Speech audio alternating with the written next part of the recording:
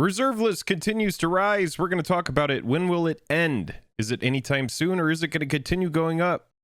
Then later on, Jeweled Lotus. It was supposed to be $20. What's going on with that? And finally, Kaldheim singles are racing to the bottom. Is now a good time to buy? We got a lot to talk about on Market Monday, which is just when we're talking about MTG Finance on a Monday. The video starts right now.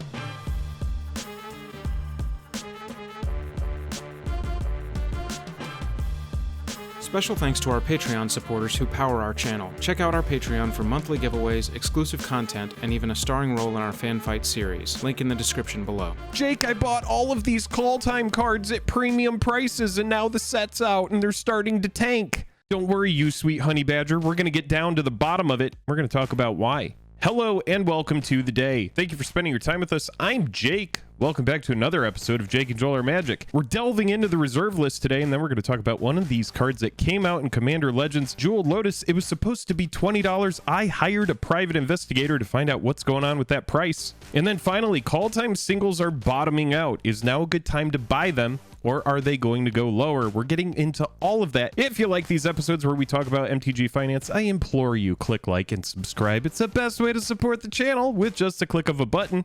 There's so much to get into in this episode of Market the Gathering. Let's jump on in. All right, so the first thing I want to talk about today is the reserve list. Ooh, baby. Get that dislike button ready. So if you've been living under a rock, let's go ahead and talk about the reserve list. We're over here on Reddit at MTG Finance. This is one of my favorite subreddits. This is where you go for all the degenerates that are buying MTG cards with their hard-earned dollars with the thought that maybe those cards could go up in price. Absolutely terrible people over here. Deplorable. Buying something and considering the value of it. Oh, there's nothing scarier in my life that I have heard of than somebody who buys something wondering, is there value in this? Just the scary. All right, I'm done talking about that. Anyway, what's with the reserve list card spike? Context, I sort of quitted MTG for about 2 years, and during that time, Rudy Vintage Magic and some MTG YouTubers are talking about reserve list cards tanking.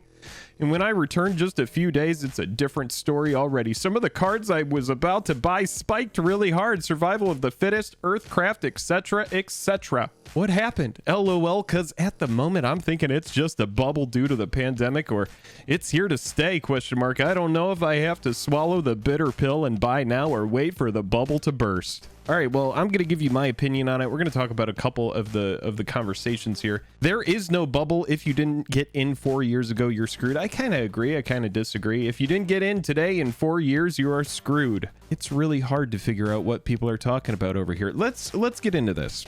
Essentially, what happened if you are living under a rock is the reserve list is continuing to go up. During COVID, everybody thought that we were going to need to go out and buy toilet paper and paper towels. We need to liquidate all of our assets because the sky is going to turn to fire and everybody's going to get melted by magma. Well, that's not what happened. And what happened was a lot of people didn't lose their jobs. Some people did. But on top of that, everybody got a stimulus. So some people that weren't put out of work actually got extra money and expendable income, and collectibles were affected. Many different forms of collectibles, from trading cards to sneakers, sports cards, all sorts of different stuff. And that expendable income got pumped into not only stocks, but MTG cards. When you have inflation in the future, you have a lot of money that's being printed essentially to demand. What's going to happen is you have a lot of people that are going to expect the value of the dollar to go down in the future, so they are moving that dollar into other assets. The reserve list is no exception. It is finite. And what this is coming from is really highlighted by this comment here that I want to highlight. Over the last couple of years, WotC have been reprinting a ton of cards that has reduced a lot of players' faith in Wizards. When they're talking about cards like this, what we're going to think about are cards like Imperial Recruiter, Grim Tutor, these big, heavy hits that otherwise would have a giant price tag unless they were reprinted because of scarcity. You have a card like Gaia's Cradle that's over $1,000 now in a near mint copy. If they were to reprint that card, that scarcity would be satiated. When you have cards that are never going to be reprinted again, you have to look at that as kind of like, I don't know, like a resource, like a precious metal, or like some people would say, like a tulip bulb. If you don't know about it, you need to look up tulip bulbs and how they were once valued like dollars, and a lot of people lost their ass The thing about these cards is they're never going to be reprinted again. And I do encourage you, I'll go ahead and link this. You can come over here and read it. It's not the best post that covers this topic, but it essentially covers what you need to know. But Wizards of the Coast is reprinting with stuff like the list and secret layer, any product, collector boosters, any cards to demand. As long as you're not on the reserve list, anything can happen. So we're about to talk about Jeweled Lotus in a little bit. That's one of the cards that is going up in price. But all of these cards that have very good specific niche effects, Wheel of Fortune, Lion's Eye Diamond, Mox Diamond, Gaia's Cradle, Yavimaya Hollow, all of these cards that are just old, not to be reprinted, are going to continue going up. That's my opinion. Is there a bubble? Maybe, but we haven't even got to that next big stimulus wave, and I guarantee you that is going to affect the price of these cards as well. There is a meme in MTG that's like, reserve list is going to the moon, diamond hands on reserve list. Diamond hands just means never sell, always hold. I am not a person who owns power. I don't have a huge position of reserve list cards, but I can tell you, in my opinion, I think the reserve list is good for MTG, and a lot of people aren't going to agree with that. A lot of people are going to be like, no, you idiot. But it gives the game clout. Like, Pokemon is like this weird game where everybody's just chasing the latest Charizard. Our game has so many different cards. It's not just the Black Lotus that you chase after in this game. It's not just the Power 9. There are expensive cards in a multitude of sets. I could go on about this for a long time, but what you need to know is that the reserve list is finite, and that's why the price continues to rise. So Wizards of the Coast can print anything not on the reserve list in any kind of variant they want. They can print it into oblivion, and that's why you have people that are just not interested in that. You have a lot of people that are losing faith in these new variants. Next thing I want to talk about, we're over here on eBay, and Jeweled Lotus is on the rise. All different variants of it are continuing to go up in price, and this is confusing to me because I thought that Jeweled Lotus was supposed to go down to $20. Everybody was talking about this card is not nearly as good as it's made out to be. Even the non-foil's going up in price. The lowest priced Jeweled Lotus on eBay right now is $74.99.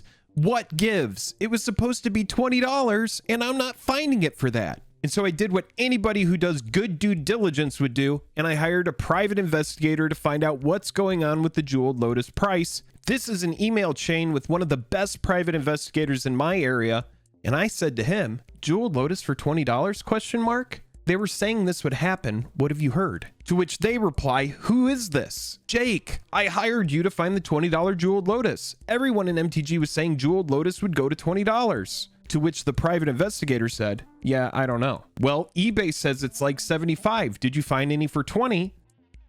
To which again, the private investigator says, you gotta stop contacting me about Jeweled Lotus. I'm not a gardener, man. I don't plant flowers. I'm a private investigator. Thanks for your help, I say. I'll pay you handsomely tomorrow. So, all joking aside, what the hell happened with Jeweled Lotus? Is it really a $100,000 card like you're seeing on eBay? Well, no, hell no, absolutely not. No, stop. This is shenanigans. And everybody who's memeing all over this card, making the price just absolutely insane, is kind of funny. I do want to share my thoughts on this card that is just continually spiking in price. I was just talking about the reserve list, and this is a part you need to listen to. This card can be reprinted again at any point in time. I bet my collection in the next 2 years, Jeweled Lotus gets a reprint, and most likely it shows up in a secret layer. There's also the fact that this card is specifically designed to be like a Black Lotus for your commander. This card was designed to push the set. There is a reason, and we're about to talk about how Kaldheim singles are starting to bottom out. Commander Legends was designed for commander. This is the flagship card of the set. Yes, there is Vampiric Tutor. Yes, there is Mana Drain and a multitude of other good cards in commander. But Jeweled Lotus is the card that is the Black Lotus for your commander only. Wizards of the Coast took the most iconic card ever printed, Black Lotus, before they understood power level, before they realized just how bonkers that card was. This was before they even realized that in constructed formats, other than basic lands, cards would be restricted to 4 copies. So Jeweled Lotus, $100,000. Oh my God, if you can get that price for it, pat yourself on the back, go buy yourself a big pile of blow and fly to the moon, baby. If you really want a copy of Jeweled Lotus, let me talk about how I actually feel about the power level of the card. I think it's very, very good. I think in some situations it's absolutely broken. I think in some situations it's a bad top deck, but you can't underestimate 3 free mana at any moment just to help get your commander back on the battlefield. What I don't like about the card is it essentially gets rid of flex slots in decks. Anybody who is trying to tune their deck to be as fast as possible, I'm talking about competitive EDH, CEDH. That format values best in slot spells. What does that mean? It means Wheel of Fortune is the best wheel spell. If I am playing a competitive wheels deck, I need to have Wheel of Fortune, or else I'm doing it wrong. Jeweled Lotus is one of these cards that slots itself into many decks and gets rid of any kind of like wiggle room for any kind of customization or pet cards, anything like that. Jeweled Lotus comes in and becomes a staple in so many EDH decks.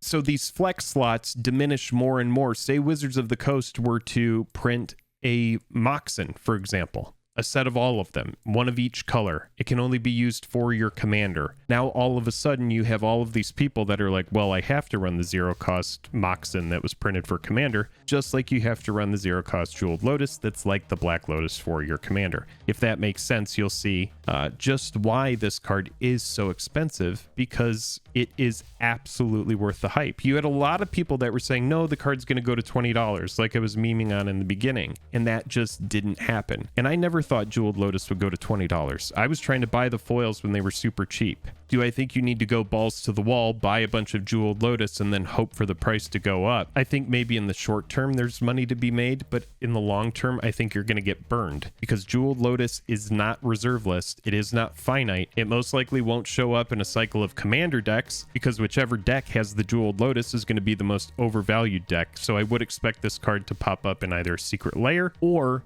some sort of big pushed commander product like Commander Legends, or some sort of Masters theme set that has a lot of commander playability as well. So Jeweled Lotus is on the rise, reserve list is on the rise, which means something has to be tanking. Well, it must be the new set Kaldheim that just released about a week ago. Finally, we're talking about Kaldheim singles, and what we were just talking about in the previous segment is Jeweled Lotus. It's power level in Commander Legends, Commander, the lifeblood of MTG. Formats like Pioneer, kind of dead right now. Modern, kind of dead right now. Standard, it revitalizes whenever a new standard set comes out. But a lot of the tournament support and the paper support for these formats has led to a lot of cards on the secondary market that used to have big prices have started to bottom out. And that's fine. That's great. That makes the game more accessible in popular formats like Modern, which has honestly a huge array of decks that are good, especially now that Uro is going to be banned, and Pioneer as well, which is going to have more deck variation. A lot of these cards I would expect to go back up in price at some point. But with a set like Kaldheim, what you have to know is this is a set that is designed for standard play. There are good commander singles in it, like Mystic Reflection, in my opinion, Maskwood Nexus, just to name a couple. There are good cards. I also think that Vorinclex is great in commander as well. But what you need to know is Vorinclex is not Jeweled Lotus. Jeweled Lotus, very clearly you look at it and you go, wow, this is busted. It costs 0 mana. It's going to get my commander online as early as turn 1 sometimes if it's a god hand. Vorinclex is a great big beefy spell, but it's not even close to the power level of that card. So there are people that are chasing the Phyrexian Vorinclex, and the Phyrexian foil Vorinclex does hold a big price. But a lot of the other cards in Kaldheim have started to just absolutely tank. Which brings me to my point, which is now's a great time to buy cards from Kaldheim. So when you type in MTG Extended right now, buy it now, newly listed, you're going to go through here and you're going to see stuff outside of Kaldheim, but you're going to see mostly Kaldheim because right now we are in that window. So you can come through here and you can just start to snipe, you know, really good. This is a Mystic Reflection Extended Art foil for $11.85. I actually think this card is a sleeper. I think it's very good. But you're going to start to see a lot of the foils, a lot of the full art cards, these extended cards, these extended rares. Like say you want Cosmos Charger, there's the extended rare, $1.85. That's the fraction of a collector price. Now, I'm not going to go through here and I'm not going to tell you a bunch of cards that I think you need to be buying right now, but just know if there is anything that is on your radar, now is the time. There's no time like the present. Here's this Haunting Voyage, $2.22. That's a mythic. A couple weeks ago, this card was like $5 to $8 pre-sale. So we're starting to see a lot of cards go down in price. Do I think that they're going to go lower? Possibly, but we're already starting to see a little bit of an uptick on certain cards that seem to be good. Time will tell. Most of it will bottom out. Some cards that are highlights, some cards that are good, like any set, will continue to go up in price. Look at this. This is Quakebringer. Extended art foil, $4.45. A collector pack is like 25 bucks, $20 to $25. So why not snipe the singles that you're looking for? Or go ahead, chase the Phyrexian Vorinclex. But everything else that you need, if you wanted to take that budget on a collector box to the singles market, right now, you can make out like a bandit. I'm Jake with Jake and Jeweler Magic. Until next time, I'm tapped out.